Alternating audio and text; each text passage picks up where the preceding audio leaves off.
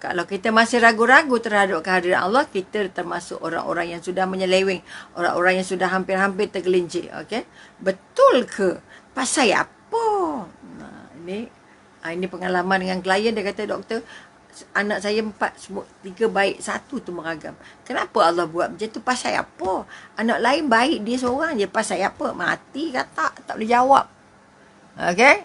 Bila kita terangkan bahawa anak ini, kalau mengikut ulama, Allah yang pilih dia nak jadi apa. Sebab itu kalau kita ambil hadis yang paling popular, katakan setiap anak yang lahir itu suci, bersih, mak ayah dan yang menjadikan dia Yahudi, Nasrani dan Majusi. Kalau kita pegang ayat itu, maknanya apa? Mak ayah salah. Jadi kalau kita nak tunjal mak ayah, saya makin jahil macam mana? Okey, itu baikilah diri sendiri sebelum baiki anak. Okey. Kedua, kita kata ada anak yang pertama jadi trofi, jadi kemegahan, jadi kebanggaan. Ini cerita pasal anak tadi. Kenapa anak saya begitu, anak saya begini. Maka Umi ceritakan bahawa ada anak yang jadi kebanggaan. Apa anak jadi kebanggaan? Ataupun Umi menggelarkan dia anak trofi. Anak yang menjadi, saya walaupun saya tak hafal Quran, tapi anak saya hafizah 30 juz, itu kebanggaan. Walaupun saya tak sekolah tinggi, saya tak pergi universiti, tapi anak saya semua pergi universiti. Itu kita katakan anak kebanggaan. Anak saya dapat 5A atau 6A. Anak jadi kebanggaan. Walaupun belum tentu keyakinan bertuhannya kuat, belum tentu taat Allahnya kuat, tapi dia bangga dengan apa yang anaknya ada. Itu satu jenis anak. Kadang-kadang anak yang jenis ini akhir di hujungnya hidupnya susah. Hidupnya meragam dan akhirnya menyusahkan balik mak ayah. Okay? Sebab itu jangan bergantung kepada pandainya, jangan hanya bergantung pada resultnya, jangan bergantung pada markahnya. Okay? Bangun keyakinannya. Yang buat dia pandai itu Allah, yang buat dapat markah tinggi itu Allah, yang buat dia boleh dapat pangkat besar, dapat kelulusan baik itu Allah. Kalau tak ada itu, dia bangga riak ujuk setengah mati. Saya tak study sangat pun, tapi memang pandai. Letih. Maka dari segi anak meragam, dari segi mak meragam. Itu satu jenis anak. Itu anak. Jenis yang kedua ialah anak yang menjadi ujian. Banyak menyusahkan anak. Mak ayah kadang-kadang sampai mati. Ini bila Allah anugerahkan anak-anak cacat.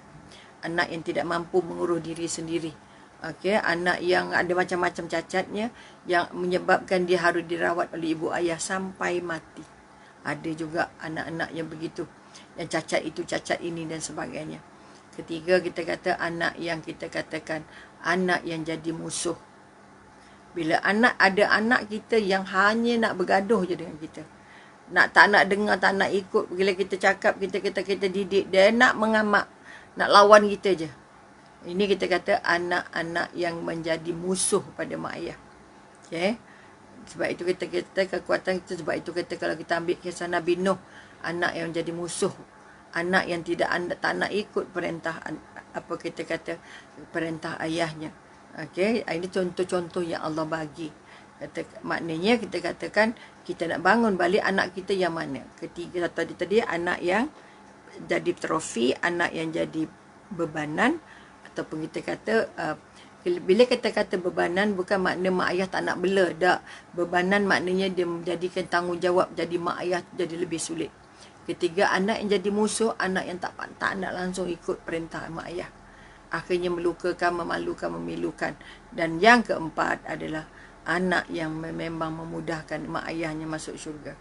Anak yang memudahkan anak menjadi anak soleh dan solehah. Itu contoh. Maka kalau kita cakap, kita kata anak kita yang tidak diasuh, kita bimbang takut jadi mana. Kita boleh tak jadi yang nombor 4. Pertama, anak yang jadi trofi. Kedua, anak yang jadi bebanan. 3, anak jadi musuh. Keempat, anak yang jadi pemimpin. Sebab-sebab masuk syurga secara cepat, insya-Allah. Ataupun dia mengaku ada Allah tapi tidak mahu nak taat dengan Allah. Dia tidak mahu taat kepada Allah.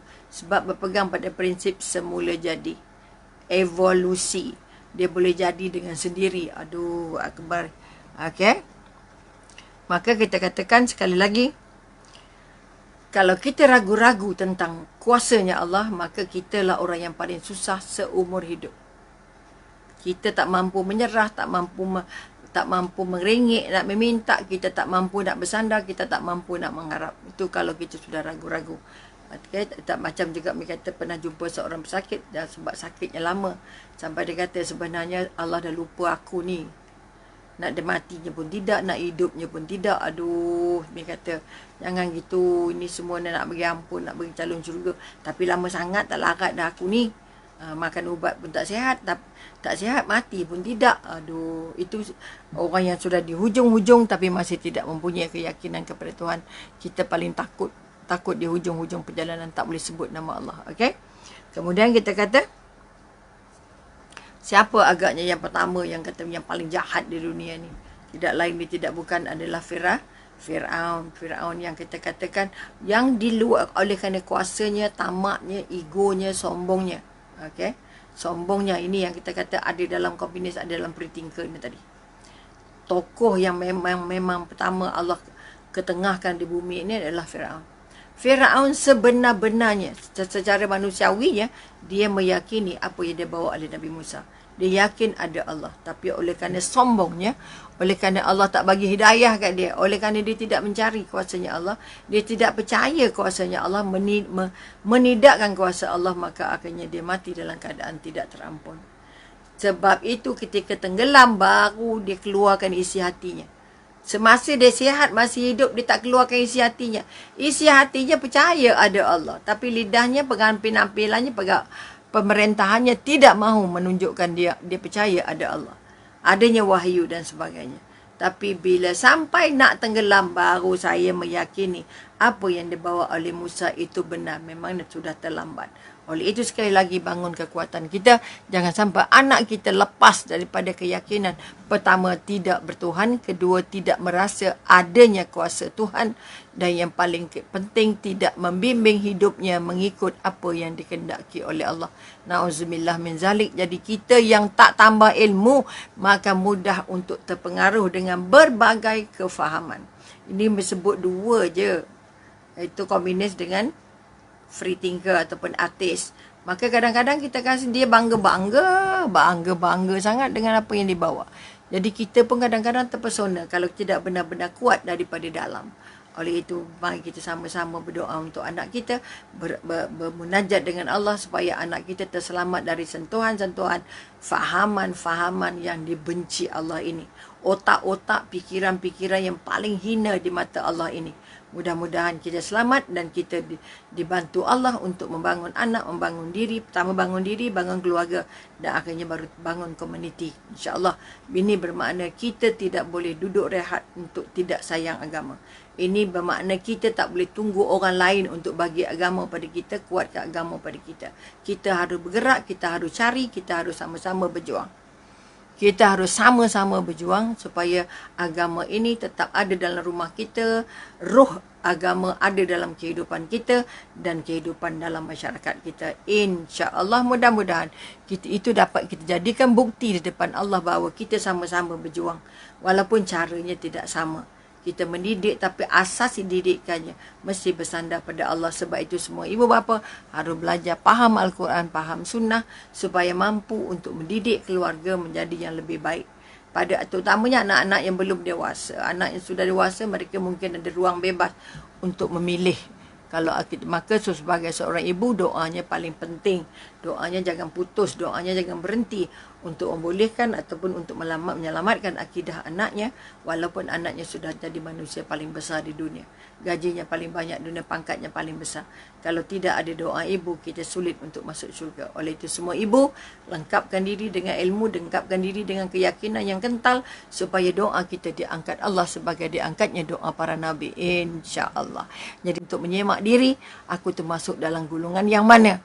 Adakah aku terjauh? Maka doa yang terangkat, ya Allah Tuhanku jauhkan kami daripada pengaruh-pengaruh, daripada pahaman-pahaman, daripada aliran-aliran yang membuatkan kami pecah hubungan kami denganmu, ya Allah. Cara mudah doa ikut kita, bahasa Melayu boleh, bahasa apa pun tak apa. Okay? Ya Allah Tuhanku, selamatkan aku, akidah anak aku dan keluarga aku. Akidahnya dulu. Selamatkan syariatnya dulu. Kerana kalau akidahnya jelas, syariatnya dibuat, dipakai, diamalikan, insya-Allah kita tidak mudah untuk tergelincir. InsyaAllah.